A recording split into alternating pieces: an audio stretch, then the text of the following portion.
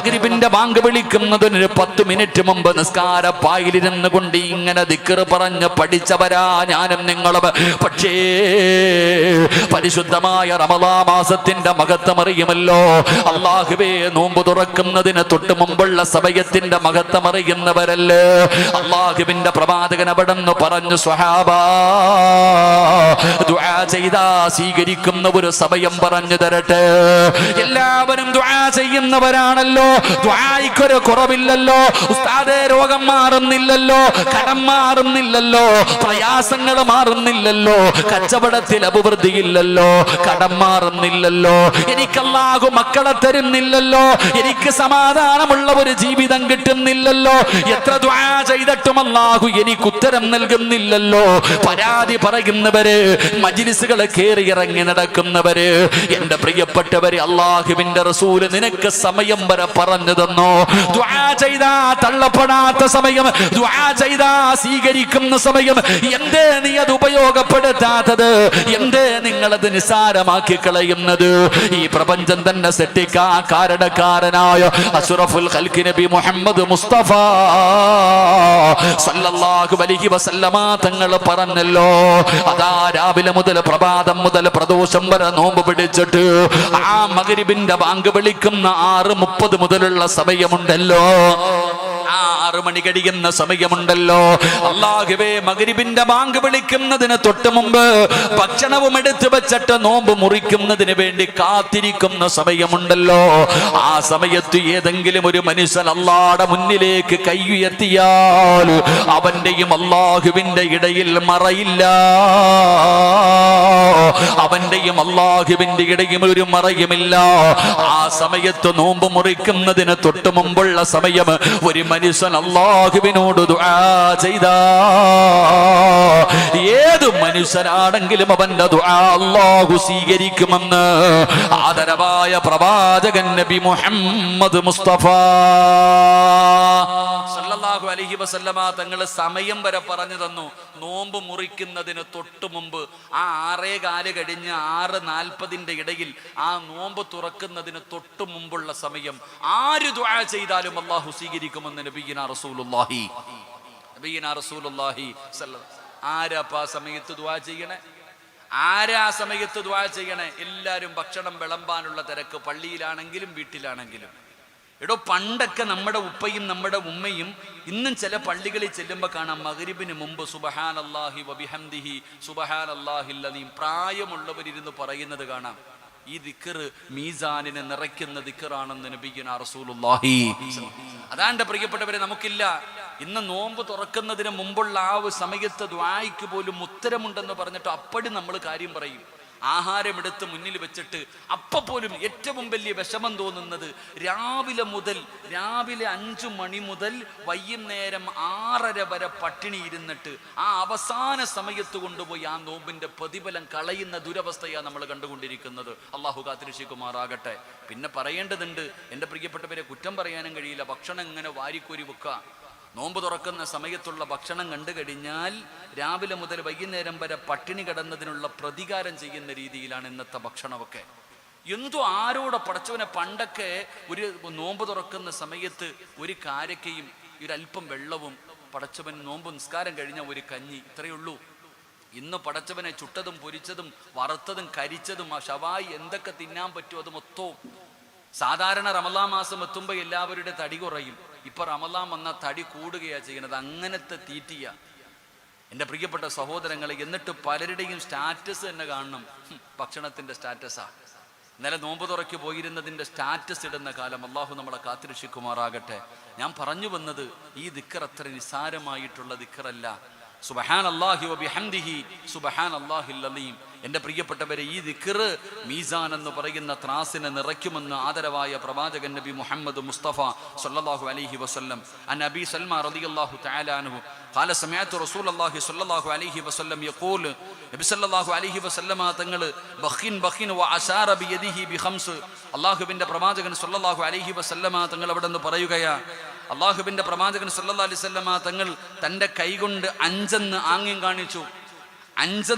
കാണിച്ചു. ഇവകൾ മീസാനിൽ വളരെ ഭാരം നിറയ്ക്കുന്നതാണ് നബിയുനാ റസൂലുള്ളാഹി സ്വല്ലല്ലാഹു അലൈഹി വസല്ലം. 5 കാര്യങ്ങൾ പ്രവാചകൻ ഇങ്ങനെ 5 എന്ന് എണ്ണം കാണിച്ചു. 5 എന്ന് എണ്ണം കാണിച്ചിട്ട് പ്രവാചകൻ പറഞ്ഞു, ഇത് 5ഉം മീസാൻ എന്ന് പറയുന്ന ത്രാസിൽ ഭാരം കൂട്ടുന്നതാണെന്ന് നബിയുനാ റസൂലുള്ളാഹി സ്വല്ലല്ലാഹു അലൈഹി വസല്ലം. എന്നിട്ട് പ്രവാചകൻ പറഞ്ഞു കൊടുത്തു, സുബ്ഹാനല്ലാഹ് വൽഹംദുലില്ലാഹ് വലാ ഇലാഹ ഇല്ലല്ലാഹു വല്ലാഹു അക്ബർ വലാ ഹൗല വലാ ഖുവത ഇല്ലാ ബില്ലാഹിൽ അലിയിൽ അദീം. എൻ്റെ പ്രിയപ്പെട്ടവരെ, പ്രവാചകൻ സല്ലല്ലാഹു അലൈഹി വസല്ലം തങ്ങൾ 5 വാചകങ്ങളാണ് പറഞ്ഞു കൊടുത്തത്. 1 സുബ്ഹാനല്ലാഹ്, 2 അൽഹംദുലില്ലാഹ്, 3 ലാ ഇലാഹ ഇല്ലല്ലാഹ്. എൻ്റെ പ്രിയപ്പെട്ടവരെ, അല്ലാഹു അക്ബർ ഈ പറയുന്ന സുബ്ഹാനല്ലാഹി വബിഹംദിഹി സുബ്ഹാനല്ലാഹിൽ അലീം വബിഹംദിഹി അസ്തഗ്ഫിറു, നമ്മൾക്ക് പറയുന്ന ദിക്ർ സുബ്ഹാനല്ലാഹ്, അൽഹംദുലില്ലാഹ്, അല്ലാഹു അക്ബർ നമുക്ക് നിസ്കാരം കഴിഞ്ഞിട്ട് പോലും നമ്മൾ പറയത്തില്ല. പള്ളിയിൽ നിന്ന് ഫർദ് നമസ്കാരം കഴിഞ്ഞാൽ ഉസ്താദന്മാർ ഇരുന്നിട്ട് 33 പ്രാവശ്യം സുബ്ഹാനല്ലാഹ്, 33 പ്രാവശ്യം അൽഹംദുലില്ലാഹ്, 34 പ്രാവശ്യം അല്ലാഹു അക്ബർ. ഇതുപോലും പറയാൻ മടിയുള്ളവരാ നമ്മൾ. ഈ പ്രപഞ്ചം മുഴുവനും വെച്ച് തൂക്കിയാലും തൂക്കാൻ കഴിയുന്ന രീതിയിലുള്ള മീസാൻ എന്ന് പറയുന്ന ത്രാസ്, ആ ത്രാസ് എങ്ങനെയാണ് ഭാരം കൂട്ടാൻ കഴിയുന്നത്? ഈ ദിക്ർ കൊണ്ട് അതിന് കഴിയുമെന്ന് നബിയുനാ റസൂലുള്ളാഹി സ്വല്ലല്ലാഹു അലൈഹി വസല്ലം. അല്ലാഹു നമുക്ക് ഈമാൻ നൽകി അനുഗ്രഹിക്കുമാറാകട്ടെ. മഹദിയായ ആയിഷ ബീബി റളിയല്ലാഹു തആല അൻഹയോട് അല്ലാഹുവിൻ്റെ പ്രവാചകൻ സ്വല്ലല്ലാഹു അലൈഹി വസല്ലമ തങ്ങൾ പറഞ്ഞു കൊടുത്തു, 4 കാര്യങ്ങൾ ചെയ്തിട്ടേ നീ ഉറങ്ങാവൂ എന്ന് നബിയുനാ റസൂലുള്ളാഹി. 4 കാര്യങ്ങൾ ചെയ്തിട്ടേ കടന്നുറങ്ങാവൂ എന്ന് നബിയുനാ റസൂലുള്ളാഹി സ്വല്ലല്ലാഹു അലൈഹി വസല്ലം. ആയിഷ ബീബി റളിയല്ലാഹു തആല അൻഹ ചോദിച്ചു, നബിയെ ഞാൻ ചെയ്യേണ്ട 4 കാര്യം എന്താ? മുത്തുനബി പറഞ്ഞു കൊടുത്തു, ഒരു ഹജ്ജ് ചെയ്തിട്ടേ കിടന്നുറങ്ങാവൂ. റസൂലുള്ളാഹി തങ്ങൾ ആയിഷ ബീബി റളിയല്ലാഹു തആല അൻഹയോട് പറഞ്ഞു കൊടുത്തു, ഒരു ഹജ്ജ് ചെയ്തിട്ടേ നീ കിടന്നുറങ്ങാവൂ. ആയിഷ ബീബി റളിയല്ലാഹു തആല അൻഹ അത്ഭുതത്തോടെ കൂടെ ചോദിച്ചു, നബിയാ എങ്ങനെ ഇപ്പൊ ഹജ്ജ് ചെയ്തിട്ട് കിടന്നുറങ്ങുന്ന എങ്ങനെ? എല്ലാ ദിവസവും ഹജ്ജ് ചെയ്യാൻ പറ്റും? എല്ലാ ദിവസവും ഹജ്ജ് ചെയ്യാൻ പറ്റും. ആ സമയത്ത് പ്രവാചകൻ സല്ലല്ലാഹു അലൈഹി വസല്ലമ തങ്ങൾ പറഞ്ഞു കൊടുത്തു, 33 പ്രാവശ്യം സുബ്ഹാനല്ലാഹ്, 33 പ്രാവശ്യം അൽഹംദുലില്ലാഹ്, 34 പ്രാവശ്യം അല്ലാഹു അക്ബർ. ഈ ദിക്ർ പറഞ്ഞിട്ട് ആരെങ്കിലും കിടന്നുറങ്ങിയാൽ അവനൊരു ഹജ്ജ് ചെയ്ത കൂലിയുണ്ടെന്ന അള്ളാഹു നമുക്ക് ഈമാൻ നൽകി അനുഗ്രഹിക്കുമാറാകട്ടെ. എൻ്റെ പ്രിയപ്പെട്ട സഹോദരങ്ങളെ, രാത്രി കിടന്നുറങ്ങുന്ന സമയം ഈ ദിക്ർ പറഞ്ഞിട്ട് കിടന്നുറങ്ങുന്നവന് ഹജ്ജിൻ്റെ കൂലി കിട്ടും. അത്രയ്ക്കും വലിയ പ്രതിഫലം ഓഫർ ചെയ്തിട്ടുണ്ട്. പക്ഷെ ആര് ചെയ്യാനാ? അല്ലാഹുമ്മ ബിസ്മിക അമൂതു വഹയ്യ എന്ന് പോലും പറയാത്ത നമ്മളാ ഇനി സുബ്ഹാനല്ലാഹി അൽഹംദുലില്ലാഹ് പറയുക. എൻ്റെ പ്രിയപ്പെട്ട സഹോദരങ്ങളെ, ഞാൻ പറഞ്ഞു വന്നത്, അള്ളാഹുവിൻ്റെ പ്രവാചകൻ സല്ലല്ലാഹു അലൈഹി വസല്ലമ തങ്ങൾ അവിടുന്ന് മീസാൻ എന്ന് പറയുന്ന ത്രാസ് നിറയ്ക്കുവാൻ അവിടുന്ന് പഠിപ്പിച്ചു തന്ന 2ാമത്തെ കാര്യം സുബ്ഹാനല്ലാഹ് വൽഹംദുലില്ലാഹ് വലാ ഇലാഹ ഇല്ലല്ലാഹു വല്ലാഹു അക്ബർ. അല്ലാഹുവിൻ്റെ പ്രവാചകൻ അവിടുന്ന് പറയുകയാണ്, ഈ ദിക്ർ ഏതെങ്കിലും ഒരു മനുഷ്യൻ പറഞ്ഞാൽ, പടച്ചവനേ ഈ ദിക്ർ പറയുന്ന മനുഷ്യനതാ മീസാനിൽ അത് നന്മയുടെ കൂട്ടത്തിൽ അല്ലാഹു എഴുതപ്പെടുമെന്ന് നബി മുഹമ്മദ് മുസ്തഫ സല്ലല്ലാഹു അലൈഹി വസല്ലമ തങ്ങൾ പറയുമ്പോ, മീസാൻ എന്ന് പറയുന്ന ത്രാസില് ഭാരമുണ്ടാക്കുന്ന 3ാമത്തെ കാര്യം എന്തെന്നറിയുമോ? النبي صلى الله عليه وسلم سمعت رسول الله صلى الله عليه وسلم يقول, അല്ലാഹുവിന്റെ പ്രവാചകൻ അവിടുന്ന് പറയുകയാ, 3ാമത്തെ കാര്യം എന്തെന്നറിയുമോ? അല്ലാഹു സുബ്ഹാനഹു വ തആല ജീവിതത്തിൽ പ്രയാസങ്ങളും ദുഃഖങ്ങളും ദുരിതങ്ങളും വേദനകളും എല്ലാം ജീവിതത്തിൽ അല്ലാഹു ക്ഷമിക്കുന്നത്, ആ ക്ഷമിക്കുന്നവൻ അല്ലാഹ് അത് മീസാൻ എന്ന് പറയുന്ന ത്രാസിൽ ഭാരമുള്ള നന്മയാണെന്ന് നബി മുഹമ്മദ് മുസ്തഫ സല്ലല്ലാഹു അലൈഹി വസല്ലമ തങ്ങൾ പറയുകയാ. ഈ സദസ്സിലിരിക്കുന്ന എൻ്റെ പ്രിയപ്പെട്ട സഹോദരങ്ങളോട് സഹോദരിമാരോട്, ഒരുപാട് രോഗവുമായിട്ട് ഈ മജ്‌ലിസിലേക്ക് കടന്നു വന്നവരുണ്ടല്ലോ. ശരീരത്തിൽ രോഗം കാരണം വേദന സഹിക്കാൻ കഴിയാത്തവരുണ്ടല്ലോ, മനസമാധാനമില്ലാത്തവരുണ്ടല്ലോ, ഒരുപാട് പ്രയാസങ്ങളും ടെൻഷനുമായി നടക്കുന്നവരുണ്ടല്ലോ. അല്ലാഹുവിന്റെ പ്രവാചകൻ അവിടുന്ന് പറഞ്ഞല്ലോ, നീ ക്ഷമിക്കേ, നീ ഏതെങ്കിലും ഒരു മനുഷ്യൻ അല്ലാഹുവിന്റെ പരീക്ഷണങ്ങളിൽ ക്ഷമിച്ചാ നീ അനുഭവിക്കുന്ന വേദന നിസാരമല്ല. അബൂ ഹുറൈറ റളിയല്ലാഹു തആല അൻഹു പറഞ്ഞല്ലോ, ഏതെങ്കിലും ഒരു മനുഷ്യനൊരു പനി വന്നാൽ, ഏതെങ്കിലും ഒരു മനുഷ്യന് ഒരു രാത്രി പനി വന്നാൽ, ആ പനി വന്നതിന്റെ പേരിൽ ആ മനുഷ്യന് ക്ഷമിച്ചാ അല്ലാഹു അവന്റെ പാപങ്ങൾ പുറത്തു കൊടുക്കുമെന്ന് നബി മുഹമ്മദ് മുസ്തഫ മുസ്തഫ സല്ലല്ലാഹു അലൈഹി വസല്ലമ തങ്ങൾ അവിടുന്ന് പറയുകയാ, എന്റെ പ്രിയപ്പെട്ടവരെ ക്ഷമിക്കാൻ പഠിക്ക്. ഈ പരിശുദ്ധമായ റമദാൻ മാസത്തില് രാവിലെ മുതൽ വൈകുന്നേരം വരെ പട്ടിണി കിടക്കാൻ നമ്മൾ പഠിച്ചവരല്ലേ. എടാ, കഴിക്കാൻ ഭക്ഷണം കഴിക്കാൻ ആഗ്രഹമുണ്ട്, ശരീരം തളരുന്നുണ്ട്, തൊണ്ട വറ്റുകയാണ്, ഒരു കവള വെള്ളം കുടിക്കാൻ കൊതിക്കുകയാണ്. പടച്ചവനെ, എന്നാലും ഞാനും നിങ്ങളും ഭക്ഷണം കഴിക്കാറില്ല, വെള്ളം കുടിക്കാറില്ല. പടച്ചവനെ, നമ്മൾ ക്ഷമിക്കുകയാണ്. എന്റെ പ്രിയപ്പെട്ടവരെ, ഇത് നോമ്പിൽ നിന്ന് നമ്മൾ പഠിച്ചെടുക്കേണ്ട ഒരു നന്മയാണ്. അതുകൊണ്ട് അല്ലാഹുവിന്റെ പ്രവാചകൻ അവിടെന്ന് പറയുകയാ, മീസാൻ എന്ന് പറയുന്ന ത്രാസിൽ നിനക്ക് നന്മയുടെ ഭാരം കൂടണോ? അല്ലാഹു തരുന്ന പരീക്ഷകൾ നീ ക്ഷമിക്കാൻ പഠിക്ക്. ക്ഷമയുള്ളവരാകണം സഹോദരാ. അത് രോഗമാണെങ്കിലും പ്രയാസമാണെങ്കിലും എത്ര വലിയ വേദനയാണെങ്കിലും മഹാനായ ആദരവായ പ്രവാചകൻ നബി മുഹമ്മദ് മുസ്തഫ സല്ലല്ലാഹു അലൈഹി വസല്ലമ തങ്ങളുടെ മുന്നിലേക്ക് ഒരു പെണ്ണ് കടന്നു വരികയാ. അല്ലാഹുവിന്റെ പ്രവാചകന്റെ മുന്നിലേക്ക് ഒരു പെണ്ണ് കടന്നു വരികയാണ്. യാ റസൂലല്ലാഹ്, അല്ലാഹുവിന്റെ നബിയേ, എനിക്ക് വേണ്ടി ദുആ ചെയ്യണം നബിയേ. എന്റെ രോഗം മാറുന്നതിന് വേണ്ടി ദുആ ചെയ്യണം നബിയേ. എനിക്ക് അപസ്മാരത്തിന്റെ രോഗമാണ് നബിയേ. എപ്പോഴെവിടെ വെച്ചാണ് വരുന്നതെന്നറിയില്ല നബിയേ. വന്നു കഴിഞ്ഞാൽ ഇങ്ങനെ പിടഞ്ഞു വീഴുകയാണ്, വായിലൂടെ പതയും നൊരയും ഇങ്ങനെ ഒലിക്കുകയാണ്, വല്ലാത്ത വേദനയാണ് നബിയേ. എനിക്ക് വേണ്ടി ദുആ ചെയ്യണേ എന്ന് അല്ലാഹുവിന്റെ പ്രവാചകന്റെ മുന്നിൽ ഒരു സ്വാലിഹത്തായ പെണ്ണ് വന്ന് കരഞ്ഞുകൊണ്ട് പറയുമ്പോ അല്ലാഹുവിന്റെ പ്രവാചകൻ അവിടെന്ന് പറഞ്ഞ മറുപടി എന്തെന്നറിയോ? ഞാൻ നിനക്ക് വേണ്ടി ദുആ ചെയ്യാം, ദുആ ചെയ്താ നിന്റെ രോഗം മാറും. അല്ല, നീ ക്ഷമിക്കാൻ തയ്യാറായാ അല്ലാഹു അതിന് പകരം നിനക്ക് സ്വർഗം തരുമെന്ന് പ്രവാചകൻ അവിടെന്ന് പറഞ്ഞു കൊടുക്കുമ്പോ ആ അപസ്മാര രോഗം പിടിച്ച പെണ്ണ് പറഞ്ഞ മറുപടി എന്തെന്നറിയുമോ? യാ റസൂലല്ലാഹ്, ഈ വേദന സഹിച്ചാൽ അല്ലാഹു എനിക്ക് സ്വർഗം തരുമോ നബിയേ? അല്ലാഹുവിന്റെ പ്രവാചകൻ അവിടെന്ന് പറഞ്ഞു കൊടുത്തു, അല്ലാഹു നിനക്ക് സ്വർഗം തരും, അല്ലാഹു നിനക്ക് സ്വർഗം തരും. എന്റെ പ്രിയപ്പെട്ടവരെ, ആ സമയത്ത് ആ മഹദി പറഞ്ഞു, മുത്തി നബിയേ, എനിക്ക് വേണ്ടി ദുആ ചെയ്യണ്ട, എനിക്ക് സ്വർഗം മതി നബിയേ. ഈ വേദന ഞാൻ സഹിക്കാൻ തയ്യാറാണ്, എനിക്ക് സ്വർഗം മതി എന്ന് പറഞ്ഞുകൊണ്ട് അവിടെന്ന് തിരിഞ്ഞ് നടന്നു പോയെന്ന് ചരിത്രം പറയുമ്പോ ഈ സദസ്സിലിരിക്കുന്നവരോട് പറയുകയാ, അല്ലാഹു നിങ്ങൾക്ക് പ്രയാസം തരുമല്ലോ, അല്ലാഹു നിനക്ക് വേദന തരുമല്ലോ, അല്ലാഹു നിനക്ക് പട്ടിണി തരുമല്ലോ, അല്ലാഹു ചിലപ്പം മരണങ്ങൾ നമ്മുടെ വീട്ടിലേക്ക് കൊണ്ടുവരുമല്ലോ.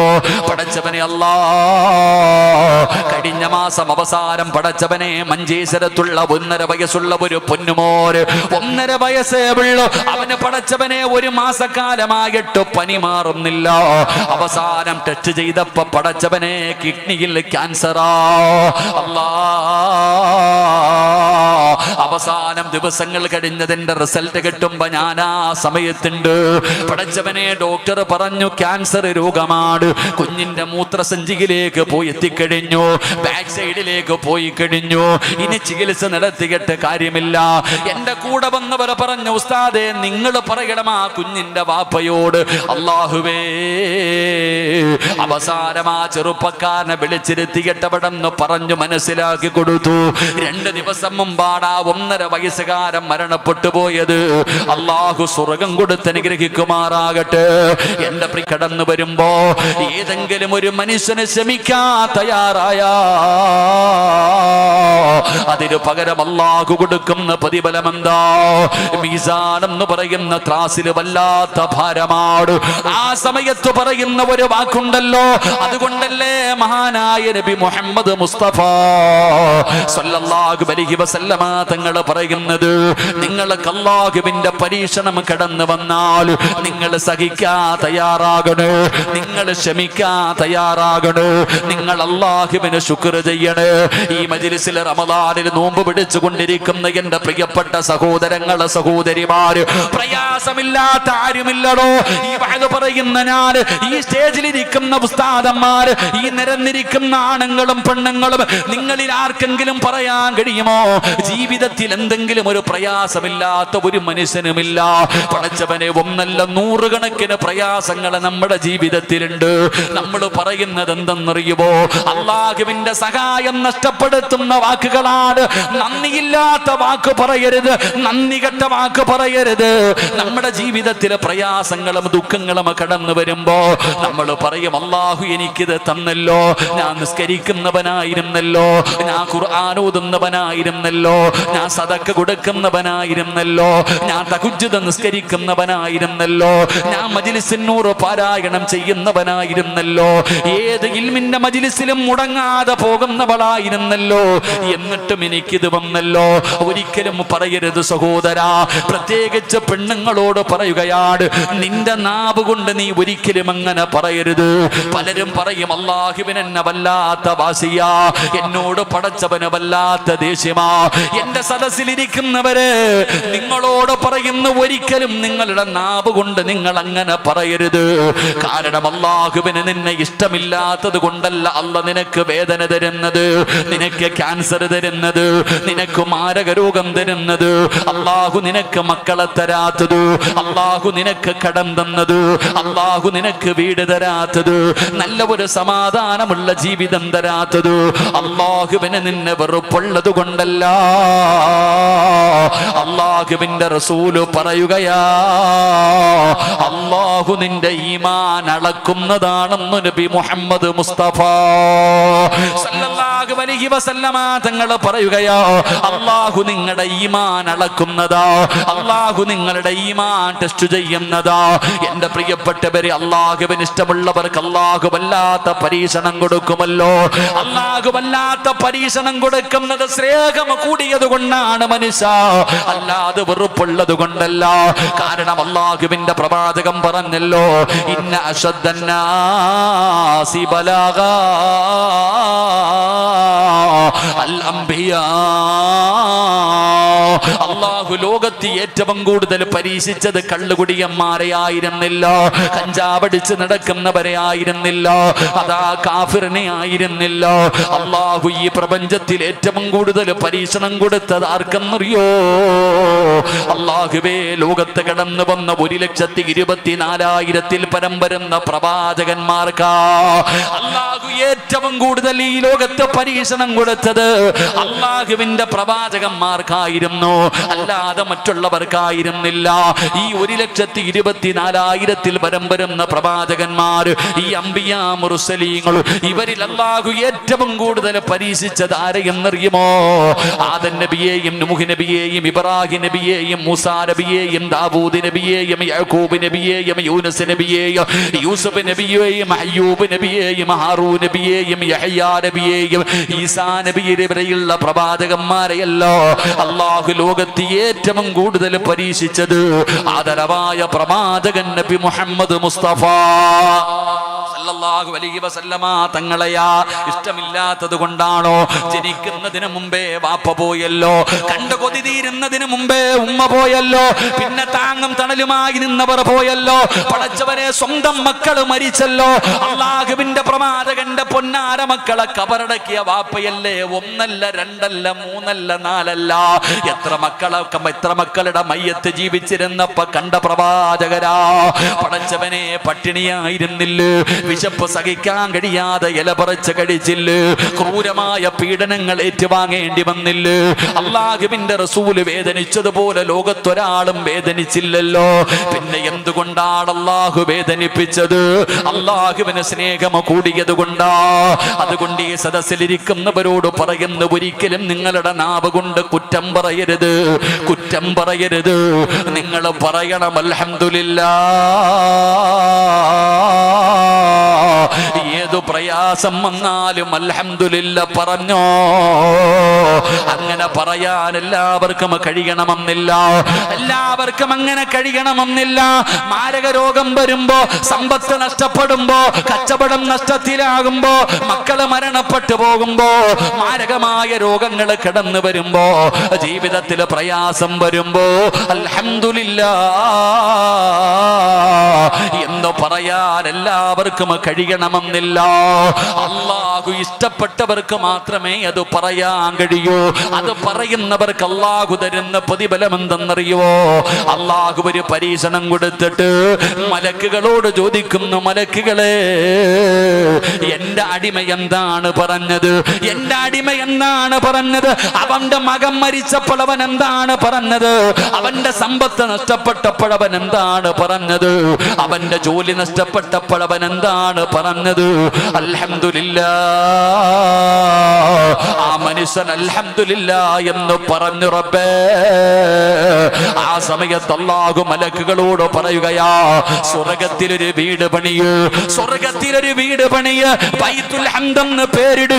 ഇത് ആ മനുഷ്യനുള്ളതാണെന്ന് അല്ലാഹു പറയുമെന്ന് നബി മുഹമ്മദ് മുസ്തഫ സല്ലല്ലാഹു അലൈഹി വസല്ലമ തങ്ങൾ പറയുന്നു, ജീവിതത്തിൽ പരീക്ഷണം വരുമ്പോ അള്ളാഹുവിന്റെ തീരുമാനമാണെന്ന് പറഞ്ഞ് ക്ഷമിച്ചാൽ അത് മീസാനിൽ നിനക്ക് പ്രയോജനം ചെയ്യുമെന്ന് നബി മുഹമ്മദ് മുസ്തഫ.